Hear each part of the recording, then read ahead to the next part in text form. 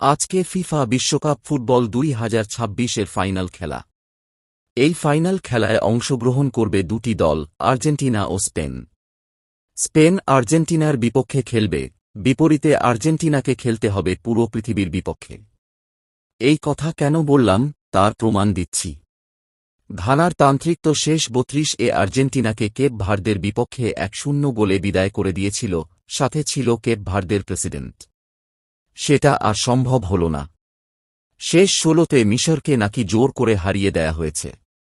কারণ মিশরের গোল বাতিলের পিছনে মেসির হাত ছিল, এটা বিপক্ষ দলের বক্তব্য। সেখানে হোসে মরিনহো নানান কথা বলেছে। এর পিছনে বড় কারণ হল মরিনহো কখনোই মেসিকে পছন্দ করত না। এটা তার ব্যক্তিগত ব্যাপার।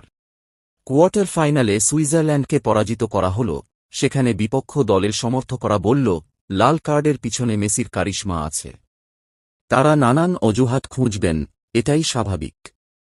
সেমিফাইনালে ইংল্যান্ডের বিপক্ষে আর্জেন্টিনার জয়লাভের পর অনেকেই চুপসে গেছে। অভিযোগ তারপরেও আছে, দ্বিতীয় গোলটি অফসাইড থেকে হয়েছে। যাই হোক, এসব নিয়ে ভাবার সময় নাই। দুর্বল দলের বিপক্ষে আর্জেন্টিনা জয়লাভ করে ফাইনালে এসেছে, এটা বাকিরা বলে। যদি হেরে যেত তাহলে বলতো দুর্বল দলের বিপক্ষে খেলে আর্জেন্টিনা হেরে বিদায় নিয়েছে। এখন দেখা যাক দুর্বল দল স্পেনের বিপক্ষে ফাইনালে কি হয়। কারণ আর্জেন্টিনা নাকি দুর্বল দল ছাড়া শক্তিশালী দলের বিপক্ষে জিততে পারে না।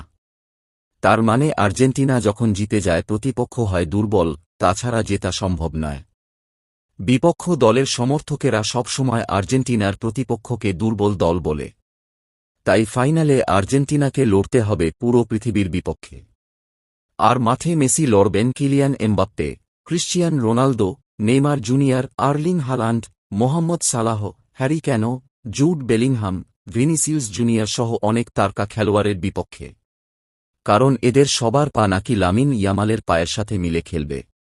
তাই মেসিকে এদের সবার পায়ের শক্তির সাথে ইয়ামালের সাথে লড়াই করতে হবে।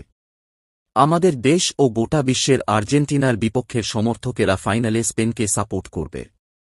আর্জেন্টিনাও প্রস্তুত, মাঠে লড়াইয়ের অপেক্ষা। দেখা যাক ফলাফল কি হয়। প্রিয় দল আর্জেন্টিনার জন্য শুভকামনা। অন্ততপক্ষে মেসির জন্য হলেও এবার আর্জেন্টিনা বিশ্বকাপ জিততে চায়।